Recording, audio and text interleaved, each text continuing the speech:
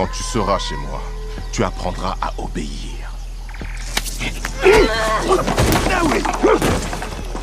La jeune fille avait une colère ardente. Finalement, l'homme fou de rage se détourna et partit. Son père, furieux, l'envoya alors au palais royal. Il pensait qu'en l'abandonnant ainsi, il la briserait complètement. Mais cette décision allait finalement changer sa vie à jamais. En 1823, le royaume affaibli du Dahomey luttait pour se libérer de la domination de l'empire Oyo. Le roi ordonna à sa générale de former une armée entièrement composée de femmes, prêtes à frapper l'empire Oyo à tout moment. Afin de garantir leur loyauté, la commandante exigeait que chaque recrue soit vierge et qu'elle ne se marie jamais, ni n'ait d'enfant. Malgré ces règles extrêmement strictes, la jeune fille s'engagea sans hésitation pour devenir une véritable guerrière du Dahomey. Elle devait acquérir non seulement de la force, mais aussi des compétences au combat. Elle s'entraîna donc jour et nuit, se poussant jusqu'à ses limites. Que ce soit en combat à main nue ou en escalade d'obstacles, elle figurait toujours parmi les meilleures. Elle apprit à tuer à la lame et à manier le mousquet avec une grande aisance. Son talent attira rapidement l'attention de la commandante, qui commença à la favoriser. Puis, un jour, un émissaire de l'empire Oyo arriva sans invitation. Lorsqu'il retira son masque, le visage de la commandante changea instantanément. C'était l'homme même qui l'avait autrefois violée. Elle se força à rester calme,